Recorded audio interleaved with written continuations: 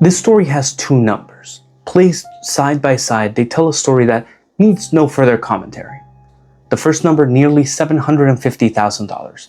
The amount strangers across America, people who never once met Nolan Wells in their lives, have donated to his family in under 2 weeks. The second number, $82,111. The price of a public convention center quoted that same family, when all they wanted was a space large enough to say goodbye to their son. On one side, kindness arriving faster than anyone could have imagined, faster even than police could confirm Nolan's cause of death. On the other, a bill from a public building tied to a clause buried deep in the state constitution that almost no one had ever heard of until it landed on this one family. And between those two numbers sits a third layer, talked about less but no less troubling. People who tried to exploit this exact tragedy for profit, setting up fake fundraising pages under Nolan Wells' name, aimed straight at the goodwill of people mourning him at the exact moment his family was at its most vulnerable. Picture this for a second. You just lost your child. You haven't even finished planning the funeral. You still don't know why your child died. And on top of all of that, you have to spend time, the one resource you almost have none of left, writing over and over online, begging strangers not to donate to a fake page bearing your son's name. That is exactly what Christine Wansley has had to do during the most painful days of her life. This video isn't about the emergency recording, the GPS data, Katie, or the phone. This video is about something entirely different, but no less important. What happens when money, both kindness and greed, collides with a grieving family under the spotlight of an entire nation watching their every move? We are restating the core principle of this entire series. This remains an active, ongoing investigation. No one has been charged with any crime, and Nolan Wells' official cause of death has not been released. Every detail on this video comes from verified news reporting, on-record public statements, or public filings. We are not speculating about the motives of any individual or organization mentioned. Let's start with what came first, because the speed, frankly, is stunning and worth pausing to actually analyze rather than just skimming past the number. Less than 24 hours after Nolan's body was found, before the family had even finished arranging his funeral, before any investigative conclusions existed, a close friend named Alaya Dennis set up a GoFundMe page. She wrote simply, without embellishment, "Nolan Xavier Wells was a beloved son, grandson, brother, friend, and teammate, whose life touched so many people. His smile, kind heart, and love for others left a lasting impact on everyone who knew him." Within less than a day, that page had raised $100,000. Now take a second to picture what that actually means. $100,000 from complete strangers in under 24 hours. That's a pace very few fundraising campaigns, even ones planned carefully with a professional PR team behind them, ever reach. And it happened completely spontaneously from a single friend's post while the family was still reeling from the news. That was only the beginning. Within days, the total passed $230,000. By mid-July, it neared $650,000.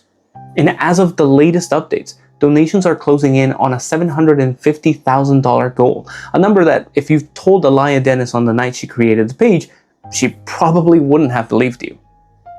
So what drove this flow of money so fast and so hard? The answer, in our view, isn't a single cause.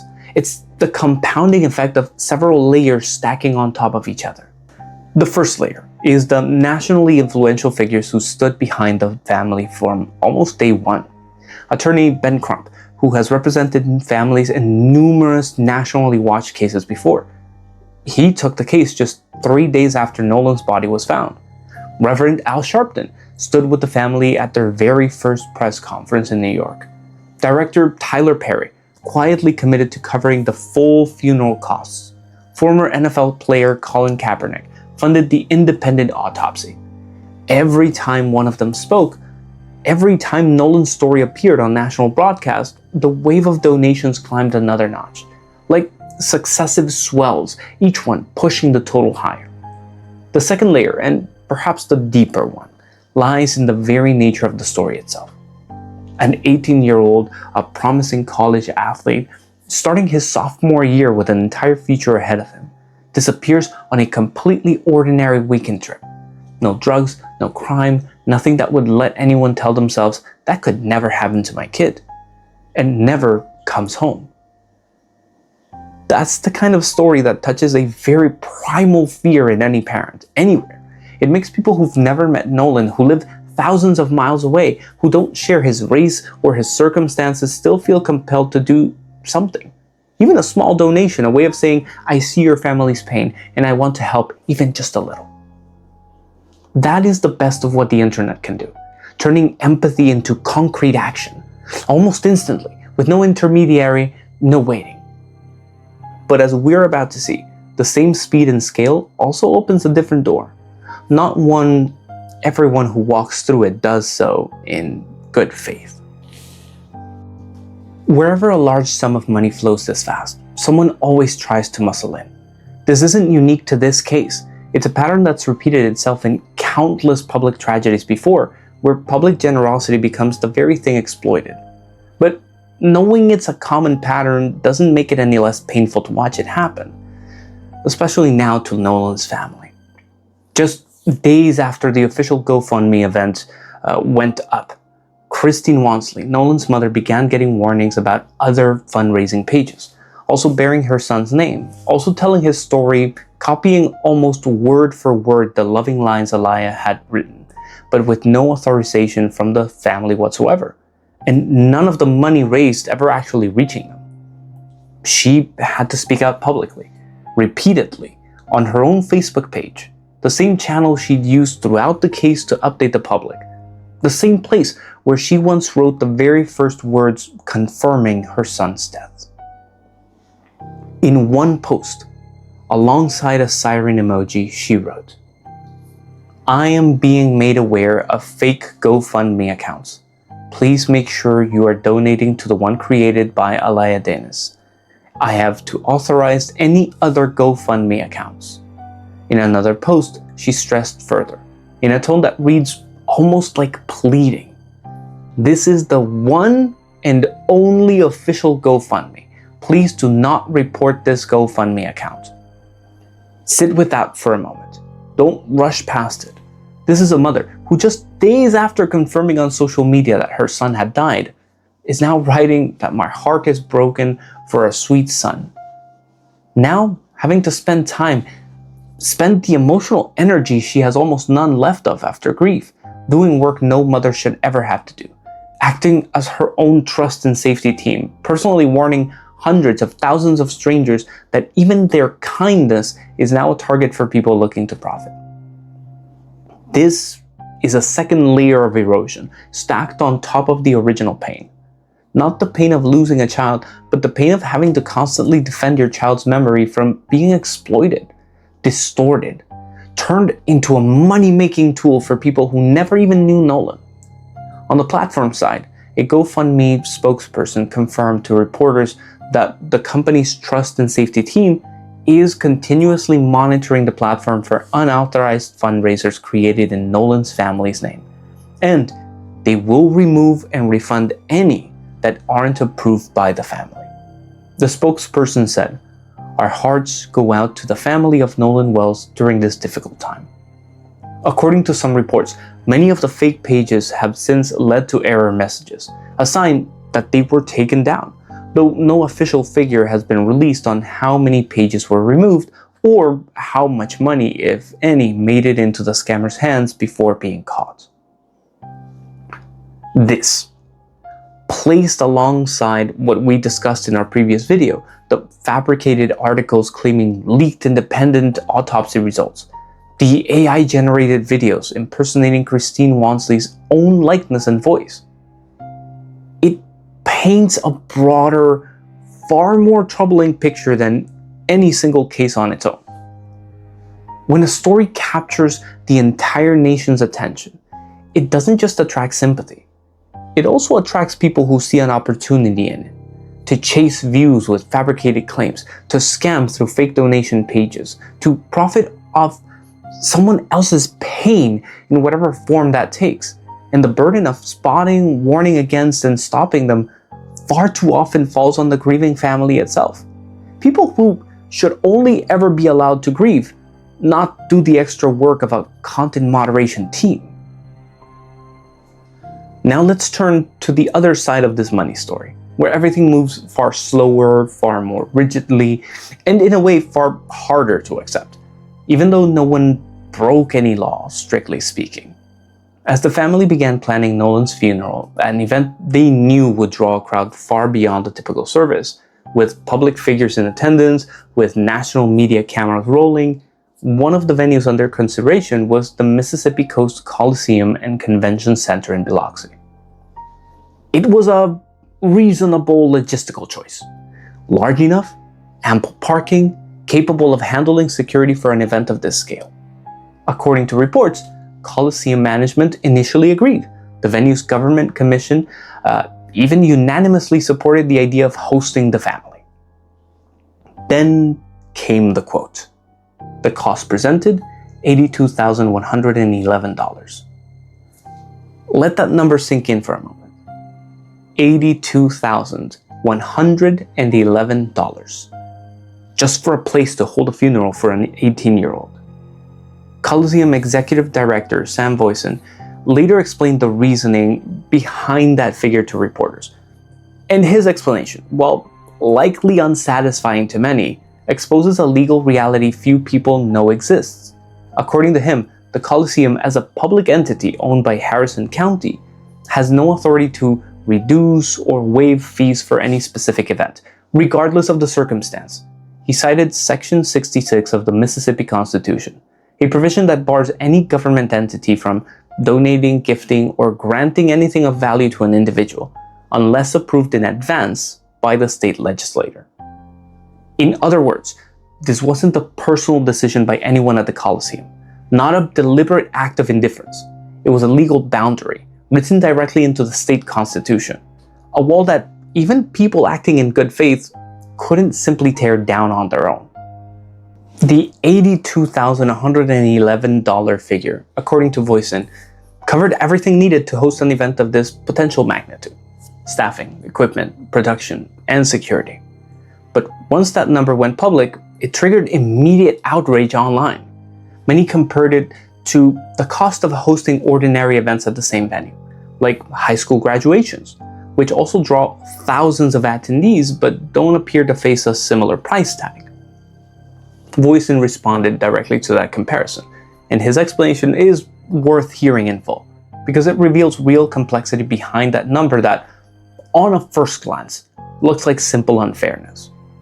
According to him, graduation ceremonies are planned months in advance, and most of the costs are shared across multiple schools and families.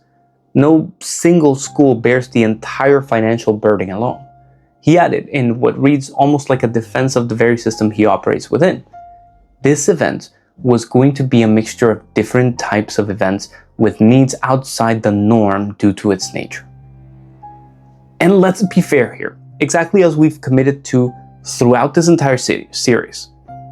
There is no evidence that the Coliseum or Voisin acted with any ill will or with any discriminatory motive. The constitutional provision he cited is real, has existed long before this case, and applies to every individual seeking to use this public venue, not Nolan's family specifically. This isn't a story of deliberate discrimination. It's a story of how rigid administrative rules designed for entirely different purposes, never anticipating a situation like this one, collide with a family that did nothing to deserve landing in that position. But that's exactly why it deserves deeper reflection. Not because anyone deliberately did wrong, but because sometimes a system works exactly as designed, follows the letter of the law precisely, and the outcome still feels, on some deep level, wrong. In the end, Nolan's family decided not to hold a funeral at the Coliseum, Instead, as we reported in our previous video, they chose Center Point Church in Nolan's own hometown of Ocean Springs. We need to be precise here so as to not speculate on the family's behalf. There is no official statement from the family confirming that the $82,111 cost was the sole reason, or even the primary reason behind this decision. There may have been other factors: privacy, closeness to the community that raised Nolan, or simply a wish to stay closer to home during their most painful moments. But whatever the real reason, or combination of reasons, the final decision carries a meaning that, in our view, is more beautiful than anything a convention center would ever offer, no matter how grand. Center Point Church isn't a sprawling public venue, doesn't demand a six-figure fee, isn't bound by Section 66 of the state constitution. It's a church, right in the town where Nolan grew up, where he wore the Ocean Springs High School football jersey, where the people who knew him since childhood, teachers, neighbors, old classmates, can walk through the door without a ticket, without any fee at all, just to say goodbye. And as his mother, Christine Wansley, once said, with a striking calm amid the emotional storm she was living through, "We want to celebrate Nolan. He would not want us to be sitting around crying and eating." Perhaps in a way, leaving behind a public convention center with an $82,000 bill to return to a small hometown church instead was exactly what fit the spirit best. Not grandeur, not a display in front of national media cameras, but closeness. The warmth of a small community wrapping its arms around a grieving family. Let's take a step back and look at the bigger picture these two money stories draw together. Because side by side, they say something far larger than this one case alone. While hundreds of thousands of strangers in America can donate nearly $750,000 in a matter of days with a single click, no paperwork, no legislative approval, no administrative process to wait on, the very family receiving that help had to face an $82,111 bill from a public entity, bound by a constitutional provision that has existed for a very long time, written for purposes that have nothing to do with grieving families standing under a national spotlight. These are two entirely different speeds within the same society. Individual kindness, once connected by technology, can move at the speed of the internet. Instant, unimpeded, with no intermediary. But public institutions, however, well intentioned in their original design, preventing misuse of public funds, ensuring fairness for every citizen, move at the speed of law and precedent, a speed never built to flex for a personal tragedy, no matter how large that tragedy looms in the public eye. This also isn't a story with an obvious villain, and we want to stress that again. GoFundMe didn't do anything wrong. They're actively monitoring and removing fake pages, refunding people who were scammed. The Coliseum didn't do anything wrong. They're following state law consistently, not singling anyone out. The people who set up the fake pages, those are the ones who genuinely deserve condemnation. But even they are a product of something larger. Wherever public attention reaches this scale, money, both honest and dishonest, will always find a way in, the way water finds the lowest point. What's worth sitting with, perhaps, isn't who's right and wrong in each of these individual stories. It's the bigger systemic question. How can a society mobilize nearly $1 million in kindness in under 2 weeks? A powerful statement to collective human empathy, and yet have no flexible mechanism to help that same family clear an administrative hurdle worth less than a tenth of what was raised. Why can the kindness of hundreds of thousands of individuals move so much faster than the flexibility of the very institutions built to serve citizens? This isn't a question with an easy answer, and we won't pretend to have a tidy solution to offer here. But it's a question worth carrying with you long after this video ends. Because it's not just because of Nolan Wells' case, but because somewhere, someday, another family in another place will likely face this exact same paradox. So 1. How exactly will the nearly $750,000 be spent, and who will oversee that spending? So far, public information has stayed at a general level. Funeral costs, memorial expenses, other costs related to honoring Nolan. A detailed, transparent accounting, if released in the future, is something many donors, people who trusted their generosity to this cause, will likely expect to see. 2. How many fake GoFundMe pages were actually created, and how much money, if any, reached scammers before being caught and removed? This is a question with no official figure released so far, from either the platform or any authority. 3. Will the $82,000 controversy prompt any discussion in the Mississippi state legislature about amending Section 66 of the state constitution to allow more flexibility in extraordinary circumstances like this one? As of now, there's no public signal that such a legislative discussion is underway. 4. Could Nolan's family story push other public institutions in other states to reconsider their own policies for similar situations, where a personal tragedy unexpectedly becomes an event of public scale? This is a long-term question, reaching beyond this case alone, but it may be the most notable legacy it leaves behind for other families in the future. 2 numbers, placed side by side, nearly $750,000 in kindness and an $82,000 bill.